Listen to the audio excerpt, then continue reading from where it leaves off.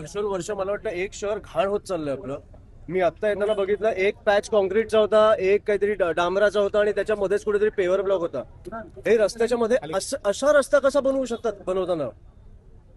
आणि इकडे मला वाटतं उपमुख्यमंत्र्यांचा मुलगाच आहे ना खासदार, आमदार कोण आहे?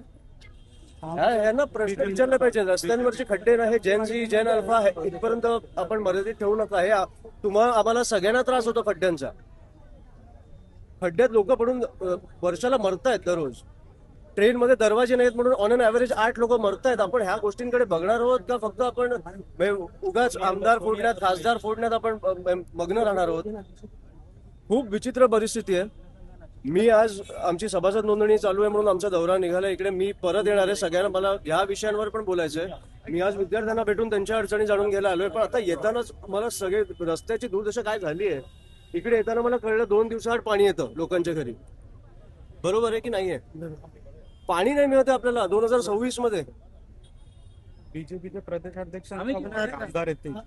विद्यार्थ्यांना वॉकथ्रू करावा लागतोय, विद्यार्थ्यांना खड्ड्यांवर वॉकथ्रू करायला लागतोय. ही परिस्थिती आल्याबद्दल आपलं मत काय?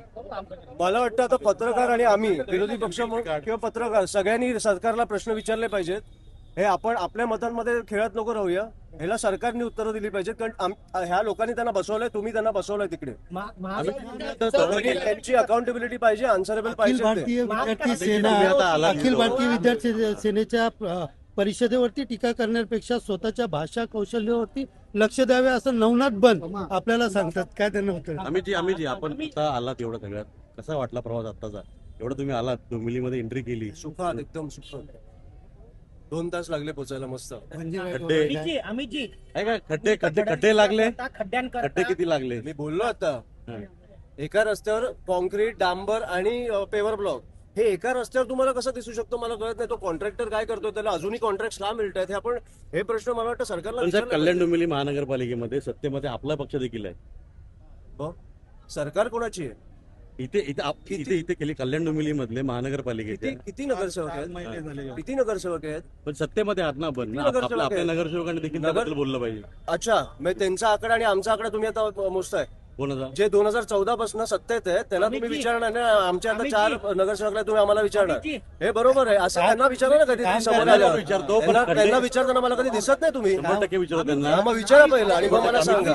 आम्ही बातम्या देखील केल्यात खड्ड्यांच्या. कॉन्क्रीट रस्त्यांवर खड्डे पडतायत. म्हणजे 2 महिना बनवून झाले. अरे हेच तुमचा प्रश्न आहे ना. हा नाशिकमध्ये पण कामं बघा तुम्ही. हे मी तुम्हाला पण सांगतो, नाशिकमध्ये जेव्हा कम्प्लीट आमची सत्ता आली, एक हाती सत्ता आली, तेव्हा 5 वर्ष एक खड्डा नव्हता नाशिकमध्ये.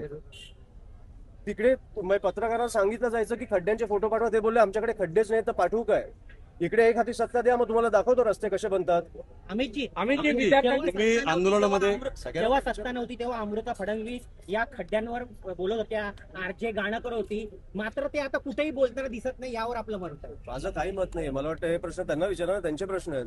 आता तुम्ही विद्यार्थ्यांना या ठिकाणी करायला आले, काय नेमकं तुम्ही आता सांगाल आणि कशा पद्धतीचं मार्गदर्शन करण्याची अपेक्षा आता नवीन बद्दल आंदोलन झालं सगळं. मला एक प्रश्नाची उत्तर त्यालाच कंटिन्यू पण नको कंटिन्यू करू, मला ह्यांचं उत्तर देऊ दे पहिलं. सो जेनझी म्हणजे आता मी ज्या विद्यार्थ्यांना भेटतोय, मी मुंबईपासून हा दौरा चालू केलाय, ज्यांना भेटतोय त्यांचे विषय खूप सोपे आहेत, म्हणजे सहजपणे सोडवणारे आहेत. म्हणजे त्यांच्या कॅन्टीनचा विषय असेल किंवा वॉशरूमचा विषय असेल, वॉशरूम मध्ये साफ नाही आहे, कॅन्टीन हायजिनिक नाही आहे, फीजचा विषय असेल. आता मी सकाळी पण बोललो, चेतना कॉलेजच्या बाहेर गर्दुल्ले होते. इकडे पण मला आता काही मुली बोलल्या की इकडे काही गर्दुल्ले आहेत जे त्रास देतात.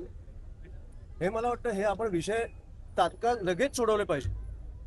हे 1-2 दिवसात संपवण्यासारखे विषय आहेत. आमची आता टीम इकडे पण लागेल. जशी चेतना कॉलेजच्या बाहेर लागली तशी इकडे पण लागणार. पोलिसांना सांगितलं जाणार, पण पोलीस काही नाही करू शकले तर आम्ही आमच्या हातात घेणार.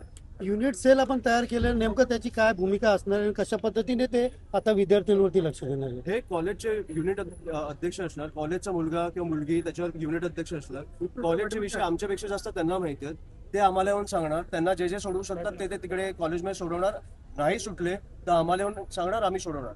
काही एवढं कठीण नाहीये. आपण जयंतीच्या आंदोलनामध्ये सहभागी झाणार बऱ्याच प्रमाणामध्ये आपण जयंतीला संबोधन देखील केलं होतं, दिल्लीला देखील गेलं होतं, अभिजित दिपकेंना भेटलं होतं. एकंदर अभिजित दिपके हे व्यक्तिमत्व आणि त्यांच्याबद्दल काय सांगाल, कशा रीतीने आता हे पुढे, कारण आता बऱ्याच शाळेमध्ये जात आहेत, तिथे लावून ते फोन करतात की दुरावस्था वगैरे, तर हे त्यांनी जो पुढे आता मार्ग निवडलाय तो कशा रीतीने दिसतो? नाही, आम्ही आता कॉलेज लेवलला फिरतो तसं मला वाटतं तो महानगरपालिकेच्या शाळेमध्ये फिरतो आणि मी त्याचे व्हिडिओज बघत असतो. काय दशा झाली आपल्या महानगरपालिकेच्या शाळांची, आणि उत्तम काम चालू आहे त्याच्यात. तर ते उद्धव ठाकरे म्हटले होते की ते विष्णूचे अवतार ते आहेत. त्यांचा प्रश्न त्यांना विचारा.